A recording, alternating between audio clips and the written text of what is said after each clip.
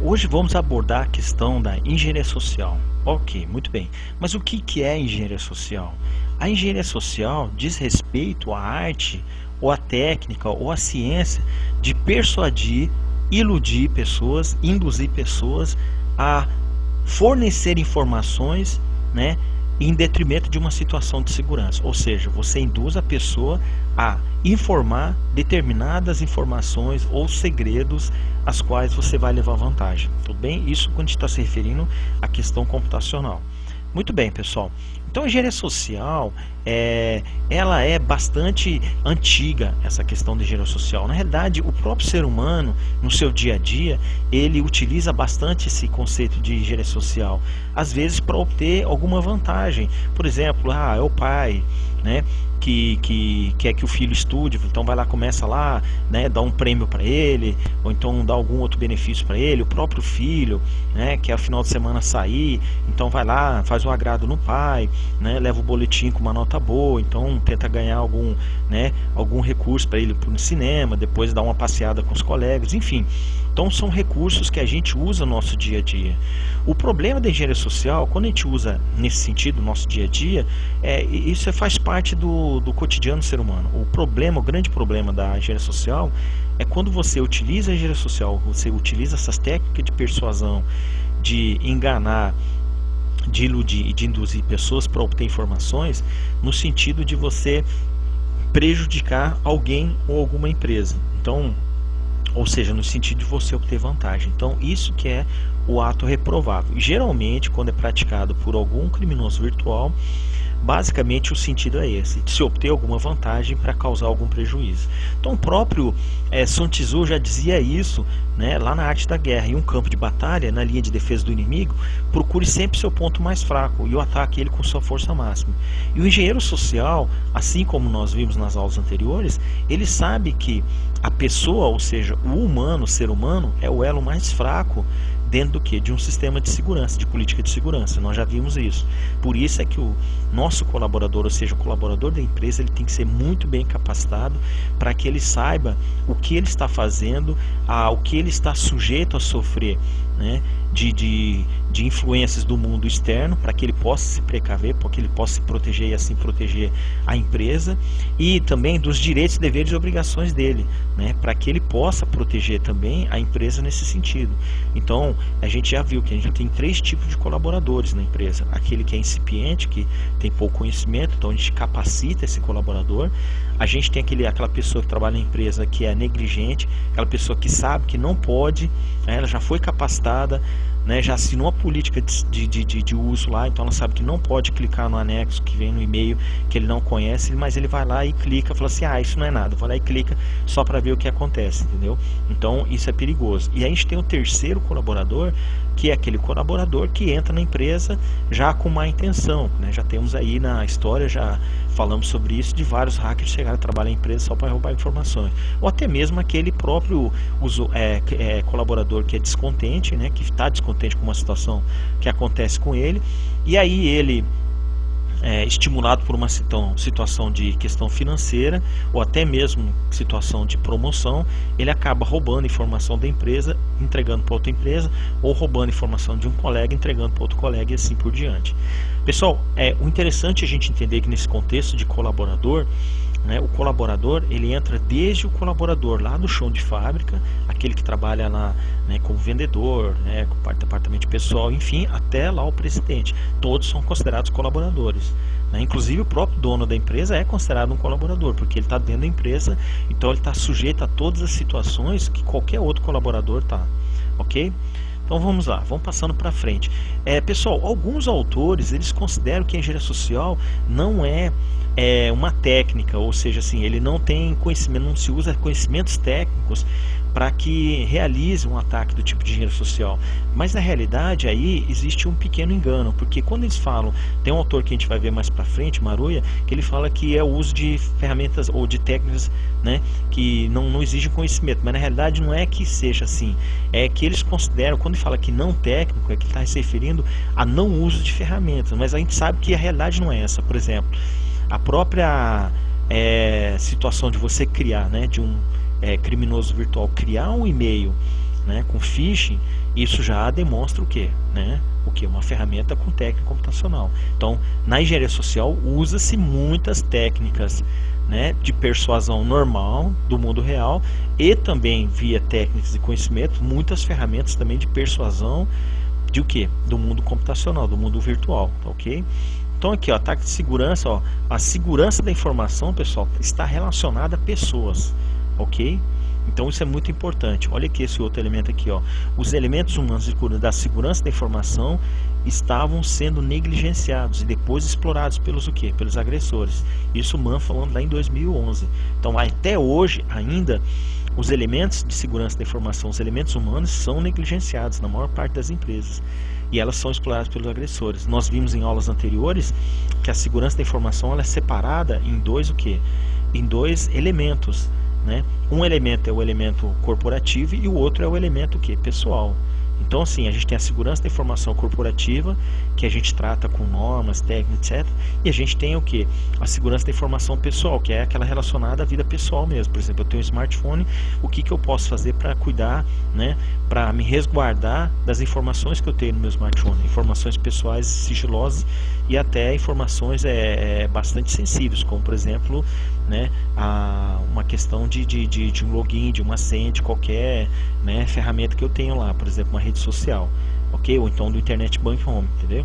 Então, muito bem.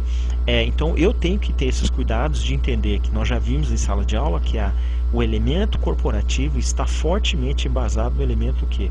Pessoal, ou seja, se a pessoa, se o meu colaborador, ele tiver os cuidados, tiver a capacitação, tiver os conhecimentos para cuidar da sua segurança pessoal, obviamente, né, ele vai ter a capacidade de quê? De utilizar esses mesmos procedimentos na corporação, na empresa, para que o quê? Que a segurança da empresa também o quê? Seja resguardada, ok? Então a gente já viu isso em aulas anteriores, na realidade a gente viu isso na primeira aula, que a segurança da informação, ela está o quê? Pautada principalmente, tá? Principalmente, não que não esteja pautada em ferramentas, mas ela está pautada principalmente em procedimentos, até porque ferramentas também dependem de quê? De procedimentos, por exemplo, procedimento de atualização, né? Procedimento de adquirir conhecimento sobre o uso da ferramenta, de quais são os recursos que a ferramenta apresenta, e a pessoa que é responsável por aquela ferramenta conhecer bem aquela ferramenta para que possa extrair o máximo dela. Então, isso tudo são procedimentos, ok? Bom, então olha aqui, então os alvos são as pessoas e não os sistemas, na engenharia social, tá? A gente está falando de engenharia social. Bom, então olha aqui, refere-se à prática de interações humanas para que pessoas revelem dados sensíveis sobre o sistema de computadores ou de informações. Eu vou lendo bem rapidinho aqui. Ataque não técnico, é isso que eu falei do Maruia, né? O Maruia falou que é um ataque não técnico, só que na realidade existem muitos ataques de engenharia social técnicos. Aliás, hoje em dia, a maior parte desses ataques de engenharia social são muito mais técnicos do que não técnicos. Muito bem. Pessoal, uma das primeiras técnicas de engenharia social, aquela que é a engenharia social que principalmente acontece quando há contato, é justamente a questão da leitura fria. Mas o que é a leitura fria? A leitura fria é a pessoa que está realizando, praticando engenharia social, através de sintomas, através de reações da pessoa, consiga fazer uma leitura de como conduzir aquele processo de engenharia social dele. Exemplo, vou dar um exemplo bem claro para vocês, é uma técnica milenar, a engenharia social, e a leitura fria, idem, é uma técnica milenar também. Por quê? Porque ela vem de muitos e muitos anos, né? Como a gente falou, a gente pratica isso no nosso dia a dia. E o ser humano, desde que é ser humano, faz isso. Os próprios animais praticam engenharia social, né? Então a leitura fria, quem que pratica muito, que a gente conhece bastante? Por exemplo, as ciganas, quando elas param a gente para fazer a leitura da nossa mão, para dizer o que vai acontecer no nosso futuro, elas fazem uma prática de leitura fria. Então, de acordo com as nossas reações, dilação da pupila, ou dilatar as pálpebras, ou até mesmo, né, você jogar o corpo para trás, ou até mesmo a mão começar a suar, ou ficar mais frio, então eu ficar indiferente, tudo isso vai dizendo para o cigano se ele está no caminho certo ou no caminho errado. Então, a leitura fria é muito importante para essa habilidade do engenheiro social saber como conduzir o que? Esse processo de engenharia social dele, tudo bem? Bom, aí a leitura fria ela é baseada em linguagem corporal, como nós já falamos. análise de gestos, microgestos, né, que são os conscientes e inconscientes, grafologia, eu analisar né, a escrita da pessoa, então eu consigo saber se a pessoa está nervosa, se não está, se está mentindo, se não está mentindo, tonalidade de voz, o volume da voz, o vocabulário, às vezes a pessoa está nervosa, ela começa, a tendência é que ela comece a trocar o tom de voz dela, enfim. Né? Aí a gente vai cair no efeito Forer. O efeito Forer é muito importante. Eu sempre abordo o efeito Forer em engenharia social, porque ele diz muito respeito ao o mundo que nós vivemos hoje em dia. Então, na realidade, a escola de marketing e publicidade utiliza muito a engenharia, o efeito Forer, né? Justamente por essa importância que ela tem. Então, olha só, vou contar a história para vocês. Era um professor, pesquisador de uma universidade dos Estados Unidos, que um dia ele resolveu fazer um experimento. Então ele reuniu a turma dele, né, falou assim: então antes de vocês entrarem na sala, eu vou estar aqui na porta, eu vou estar entregando para cada um de vocês um papel com as características de cada um de vocês que eu colhi durante as nossas aulas durante o semestre. E aí vocês vão me dar uma nota, né, dessa coletânea que eu fiz de cada um de vocês. Obviamente que ninguém pode mostrar o papel para o outro, para que um não fique sabendo as características do outro, que é algo muito pessoal que eu coletei de cada um. E aí vocês vão atribuir notas de 0 a 5. Ok, tudo bem. Então aí o pessoal entrou e começou a ler o papel. E aí que, olha só, pessoal, olha o que aconteceu. Bom, aqui é a história, né? 1948, o psicólogo Bertrand Forer que começou esse processo aqui, tá? Então olha aqui, só para vocês terem uma ideia, a média geral da sala foi de 4,26. Então isso nos leva a crer o quê? Que esse professor de psicologia era um excelente professor, ou seja, era um excelente observador, né? Porque ele conseguiu, além de ser professor, conseguiu decifrar cada um dos alunos dele. Mas vamos só dar uma olhadinha no texto que ele entregou para cada um. Então olha aqui, pessoal, o texto que ele entregou é isso aqui, ó. Você tem uma necessidade de ser querido, admirado por outros, né? Mesmo assim você faz críticas a si mesmo, tal, blá, blá, blá, blá, blá. Então, tal. Aí, por fim, alguma de suas aspirações tende a fugir da realidade. Então, olha só, pessoal, o que ele fez? Na realidade, olha o truque dele. Olha só a pegadinha. Ele pegou e entregou o mesmo texto para todo mundo. Mas qual que é a pegadinha dele? Qual que é o truque que ele utiliza e que essa análise de Forer é utilizada em várias áreas do nosso dia a dia, né? Justamente para isso, pessoal. Aqui, ó, a análise de Forer é utilizada, por exemplo, em astrologia, em quirologia, teste de personalidade, né? Então ele é muito utilizado também pela indústria de publicidade e marketing. Então o que ele fez? Na realidade, o que ele fez foi nada mais que uma coisa óbvia, né? O que ele fez? Ele falou alguma coisa que todo mundo queria ouvir. Ou seja, olha só, então a técnica da engenharia social, a principal técnica da engenharia social é como que você consegue enganar uma pessoa. Você tem que o quê? Fazer basicamente duas coisas. Primeiro, você tem que estabelecer um canal de confiança, certo? Por quê? Porque se você não estabelecer esse canal de confiança com a pessoa, ela não vai ouvir ou ela não vai dar crédito ao que você está falando, que é a segunda parte do processo, ok? Então tem que estabelecer um canal de confiança. Então, qual que seria um canal de confiança? Por exemplo, é eu chegar na casa de uma pessoa para fazer uma entrega com o carro dos Correios, o uniforme dos Correios, pronto. Então, possa nem trabalhar nos Correios, na realidade aquilo ali foi tudo invenção, e a gente já vê isso acontecer muito em filme. Então eu cheguei com um carro dos Correios, né? Isso é muito perigoso porque os Correios volta e meia eles vendem os carros que eles têm e às vezes as pessoas nem pintam, né? Eu já vi vários carros aí na rua, essas vanzinhas, né, amarelas, e o pessoal não pinta, deixa do jeito que está amarelo, até por causa da questão da documentação, tem que trocar tudo. Então a pessoa só pega e coloca um adesivo ali. Hoje é muito fácil, numa gráfica rápida, você fazer aquele adesivo. Você coloca um adesivozinho só de um lado, tá ótimo. Pega uma roupa amarela, manda fazer um crachá, ou você mesmo faz um crachazinho, uma impressora lá, e aí você chega lá e você fala assim: ó, eu sou dos Correios, pronto. O pessoal olha o caminhão, a van olha para você. Então estabeleceu o canal de confiança, pronto. Aí ela já abriu, né, as portas para que você comece a engenharia social, né, que é a segunda fase. E é você dizer para a pessoa o que a pessoa quer ouvir. Tudo bem? Então, ó, o que a pessoa quer ouvir? Que é a pessoa, todo mundo quer ouvir, que ela é uma pessoa boa, que ela é uma pessoa que tem capacidade, às vezes ela se subestima. Então olha só, pessoal, na realidade eu estou falando características de todo mundo para uma pessoa individualizada. E por que eu estou falando características de todo mundo e uma pessoa individualizada, se o quê? identifica com essas características individualizadas, porque coletivas, perdão, porque o ser humano é um ser social. Então, obviamente, nós temos muito mais características em comum, né? Porque nós vivemos em sociedade, nós partilhamos dessa vivência, nós partilhamos desse aprendizado. Desde quando a gente entra na escola, a gente sempre está partilhando de conhecimentos e de aprendizados até no dia que a gente morre. Então é sempre o que? Compartilhando. Então, pelo fato de nós sermos seres sociais e de convivermos constantemente, estarmos recebendo informações que são comuns a todos nós, que nós acabamos agregando, né? Então isso acaba criando um senso comum.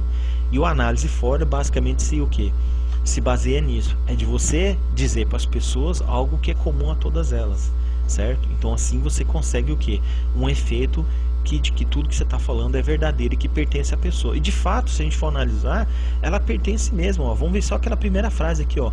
Você tem necessidade de ser querido. É claro, quem que não tem? A não ser que seja um Robinson Crusoe, que também não foi por opção própria, foi por um naufrágio, foi parar numa ilha e mesmo assim ele arrumou um amigo sexta-feira. Então todo mundo tem vontade de ser querido. Você quer ser admirado também pelas outras pessoas? Claro, quem que não gosta de ser admirado? Todo mundo tem seu ego, né? E mesmo assim você faz críticas a si mesmo. Claro, porque é assim que a humanidade nos ensinou, assim que nossos pais ensinam, assim que, né, a escola nos ensina. Falou, ó, você volta e meia, você tem que parar e fazer uma autorreflexão para ver onde você tem. Isso aí é uma autocrítica que a gente está fazendo a si mesmo.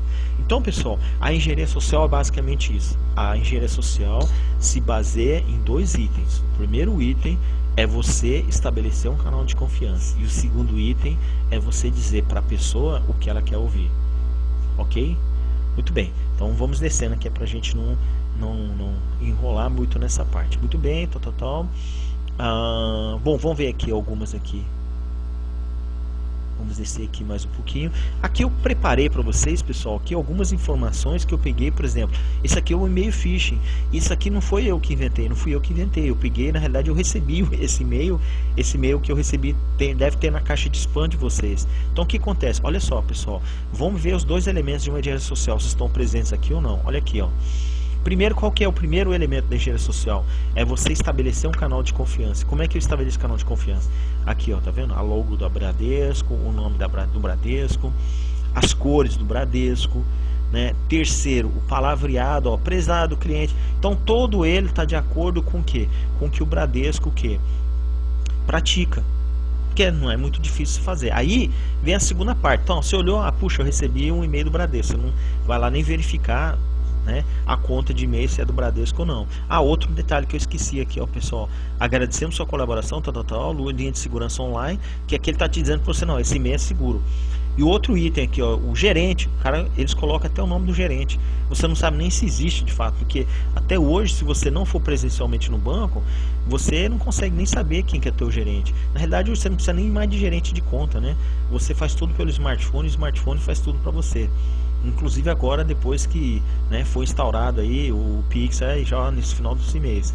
Então olha aqui que ele fala aqui, ó, informando que seu cartão de chave de segurança encontra-se expirado. Opa, peraí, estou dizendo alguma coisa para você que você quer ouvir, que você te interessa aqui, ó, a sua chave expirou, ou seja, você não pode mais fazer compra com o cartão. O que você faz? Aí ele bota aqui, ó, para iniciar a reativação, clica aqui. Ó, olha como eles são espertos. Caso não dê certo, ele colocou 2 links. Se você clicar aqui e você perceber que não deu certo, você clica aqui de novo. Que na realidade, se você clicar aqui, não vai dar certo. Ele vai te redirecionar para uma página. Provavelmente vai coletar a sua senha e seu login, né? Ou então vai o que? Instalar algum malware no seu computador. Então, se deu aqui, né, você não vai clicar aqui. Mas se aqui não deu, ele colocou uma outra opção para ser mais bem sucedido o phishing dele, certo? Então olha aqui, pessoal, eu vou colocar outro e-mail aqui para vocês, ó. Esse e-mail eu recebi também, ó, de escola, contato, aquela coisa toda, código de verificação, coloque até um código de verificação, que ninguém nem sabe o que é esse código de verificação, 2014, conta suporte técnico. Então, aí ele falou, ó, é o seguinte, né, essa mensagem, o centro de mensagem de todos os assinantes que usam web e-mail, gostaríamos de informar que todos estamos atualizando nosso centro de dados e-mail. Aí, o que nós precisamos que você mande pra gente? Só o nome do seu usuário, o seu e-mail, até aí tudo bem, né? Agora só queríamos que você mandasse pra gente sua senha também, certo? E aí aqui ele coloca alguma coisa aqui que é para o quê? Para te enganar. Aqui, ó, tá vendo, ó? Essa informação nos ajuda a atualizar sua conta com o nosso, né, novo F-Secure 2014 HTKA, né, 4S, perdão, anti-spam, antivírus, anti-spyware, etc, etc. Alguém cai? Pessoal, eles mandam para milhões de pessoas. Se 10 mil pessoas caírem, ótimo, né? Vamos supor, mandou para 1 milhão de pessoas. 10 mil pessoas responderam, 1000 pessoas responderam, é 1 milionésimo, mas é 1 milionésimo, mas 1000 pessoas mandando, né, login senha de cartão, né, ou de conta corrente, poxa, né? Então, tudo é válido, né? Porque é massificado. Então, olha aqui, ó, outro e-mail que é phishing também, aqui, ó. Pessoal, estabeleci o canal de confiança, que é o que? A logo do brasão do Brasil, né? Ministério Público Federal. Aí outro item que é interessante, por isso que eu falo que a engenharia social ele tem que ter a questão do conhecimento técnico. Aqui, ó, vocês podem perceber que aqui, aqui eles estão usando um linguajar bastante técnico na área de o que? De direito, ó, procedimento investigatório, número tal. Na realidade eles pegam um papel desse e veem como que é escrito e eles repetem. Intimação para comparecimento em audiência relativa ao procedimento investigatório em epígrafe. Se brincar, ele nem sabe o que é epígrafe, que ele esqueceu aí, que ele escreveu aqui, em tramitação nessa regional. Então, conforme, então, intimação, ID atualizar, anexo intimação. Olha aqui, anexo intimação MPF. Você clica aqui e ele faz download do arquivo. Só que ele cometeu uma gafe aí. Qual que é a gafe que ele cometeu? Esse mesmo link aqui, ele colocou aqui, só que ele colocou aqui no final SCR, né, script. Então quem é um pouco mais entendido já vai perceber na hora que isso é pegadinha. Por quê? Porque, ó, intimação mpf.script, opa, então isso é um arquivo que vai provavelmente fazer download de um phishing, ou desculpa, de um malware para o meu computador. E assim a gente vai, tá, pessoal? E aí tem, ó, por exemplo, eu ligar, colocar a música de fundo de alguma loja, de algum banco. Por exemplo, você liga lá, ou o banco liga para você e fala assim: ah, fulano de tal, aqui é do Banco do Brasil, vamos supor, né? E nós estamos ligando aqui pro senhor porque o gerente precisa conversar com o senhor. O senhor aguarda um momento na linha? Olha só, então ele estabeleceu o canal de confiança, né? Relativamente, que falou que é do Banco do Brasil. Aí, para fechar com chave de ouro esse canal de confiança, o que ele faz?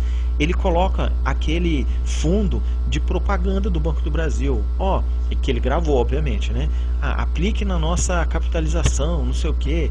Olha, caso você queira uma linha de empréstimo, nós temos a linha BB Ouro, não sei o que. Então, isso tudo, essas mensagens que eles colocam lá, ou pode ser uma música que é da empresa, né, uma propaganda da empresa, por exemplo, ligou da Riachuelo, ligou da C&A, colocou aquelas propagandas. Então isso tudo é para finalizar aquele o quê? Aquele passo de o quê? De conquistar sua confiança. E na realidade do lado de lá está uma pessoa comum num telefone comum. Não tem empresa nenhuma, não tem nada. Ele só bota na gravação e bota você ouvir. Se brincar, até coloca no smartphone para você ouvir. Estabeleceu o canal de comunicação ou de confiança, o que faz? Aí, se brincar, ele mesmo mudando a voz dele ou uma outra pessoa, pega lá e fala assim: ó, bom dia, tal, fulano de tal, aqui é o seu gerente do Banco do Brasil, fulano de tal, né, número tal, ele dá um número, dependendo da elaboração do golpe, e assim, eu tô aqui e eu preciso que o senhor venha aqui, olha só, olha como é que é a história, eu preciso que o senhor venha aqui no banco para a gente poder modificar, porque nós mudamos o sistema aqui, precisa modificar sua senha, né? Aí, bom, é claro que ele sabe que, puxa, para ir no banco hoje, nessa crise toda aí de pandemia, não sei o que e tal, ou até mesmo antes, né, que você perderia, pelo menos você perderia umas 3 horas, 1 hora para ir no banco, mais meia hora para ir no banco, mais quase, né, 2 horas para ficar lá no banco resolvendo isso, mais meia hora para voltar. Então o que ele faz? Aí ele fala assim, ó, mas se de repente ficar muito difícil para o senhor, olha só, ele mesmo oferece solução. O senhor pode me passar teu login e sua senha que eu já vou fazer por aqui mesmo para o senhor. E pronto. Ah, alguém cai? Bom, se não caísse, eles não estariam dando esses golpes, não é verdade? Então, assim, eles ligam para 1.000, 2.000, 3.000, sei lá, 10.000 pessoas e no final das contas alguém acaba acreditando. Então, olha só, pessoal, as principais características do engenheiro social: tem que ser bem apessoado, apresentável. Por quê? Porque essa questão de dar bem apresentável e já cria aquele canal de confiança que a gente falou para vocês. Vocês já devem ter visto aquela reportagem que o pessoal fez em vários locais do mundo, né? Mas em São Paulo eles fizeram uma vez também, que eu lembro. Aí tem uma pessoa com roupas de mendigo caída no chão, as pessoas passam, desviam, né, e nem fazem nada. Se não me engano, acho que ninguém conseguiu assim parar para ajudar aquela pessoa, né? Perguntar o que está acontecendo com o senhor. Aí de repente eles colocam, passa um tempo, eles retiram aquele é um ator, né? Colocam um outro ator com uma roupa, né? Com aquela maleta de executivo, com paletó e gravata caído no chão. E aí logo em seguida já começa a formar uma multidão em volta. O pessoal ligando pro SAMU, ligando pro bombeiro, pro helicóptero, né? Que é da Band, não sei o que, papapá. Então assim, no final das contas vira um furdunço. Por quê? Porque a pessoa tá bem apessoada, certo? E isso aí é natural do instinto humano, né? Não deveria ser assim, mas infelizmente é assim, né? Então usar artimanhas, como crachá, nós já falamos, identificação, para poder o quê? Pessoal, tudo isso aqui é para o quê? Estabelecer um canal de confiança. Ele tem que ser observador detalhista. Às vezes ele vai lá e às vezes a intenção dele não é nem de obter informação da pessoa, mas de forma direta, perguntando.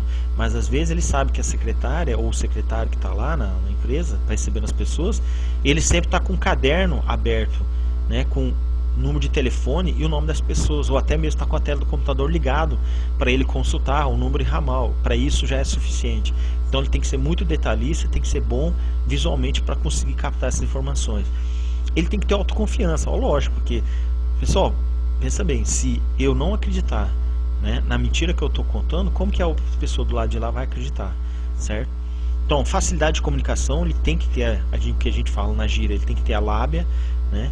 Então tem que ter conhecimento técnico. Então, por exemplo, se eu vou ligar para um centro de processamento de dados, um data center, eu tenho que ter um conhecimento técnico para poder, né, ligar lá e obter algumas informações, né? Usar bem as fraquezas das pessoas, como emoções, que é no caso, por exemplo, essas ligações que a gente recebe de presídio, dizendo que parente foi preso, ou desculpa, foi sequestrado, que não sei o que, tal. Então estou utilizando as emoções das pessoas e a capacidade de persuasão que faz parte, né? Bom, aí as ferramentas é conquistar na confiança da pessoa, apostar na preguiça da pessoa. Ó, fulano, que eu acabei de falar para vocês, você pode vir aqui no banco, né, mudar sua senha, ou então você pode dizer aqui seu login, sua senha que eu faço por você, né? Usar a urgência, imediatismo, chegar lá e falar assim, ó, que eu sou da companhia telefônica, preciso entrar aí para arrumar o modem de vocês, né? Porque tem um pedido aqui de uma reparação, de um suporte. Ah, mas eu não posso porque, né, não recomendaram que não posso porque eu tô sozinha, não sei o que, eu tô sozinho. Ela falou, ó, tudo bem, então a senhora que sabe, mas assim, o chamado aqui, eu tenho uma lista aqui de atendimentos. Então o que acontece? Se eu não atender agora, eu só vou poder voltar amanhã ou depois. Aí o que é? Imediatismo. Ó, se o cara não atender agora, então o que acontece? A pessoa acaba, por questão de urgência, o imediatismo deixando entrar. Então apelar para pena, compaixão e medo, né? Ó, se você não fizer isso, né, vai acontecer aquilo. Então me entrega isso aí, senão, né, sua conta corre sério risco, né? O caso do e-mail lá de cima dizendo que a senha de segurança tinha sido esperada, né? Estimular a autoconfiança, o ego, a vaidade, a autossegurança. Você quer que uma pessoa fale, qual que é a técnica?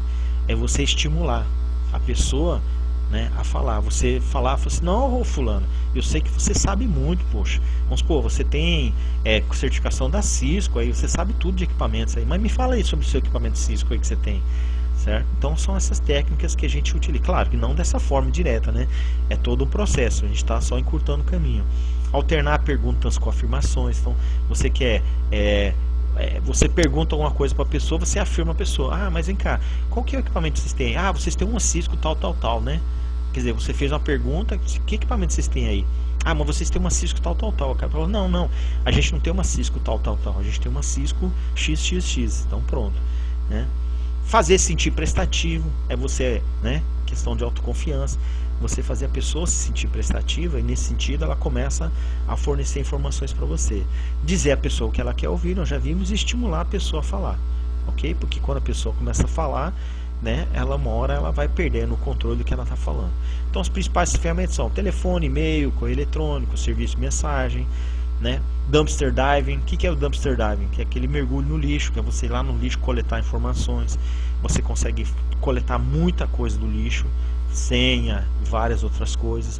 Shoulder surfing, né, que a gente fala que é aquela, né, espionada por cima do ombro para ver o que a pessoa está digitando. Nós já tivemos um caso de hacker que ele chegou a trabalhar 6 meses numa empresa só para roubar senhas, e cada dia ele passava lá e ele via o que?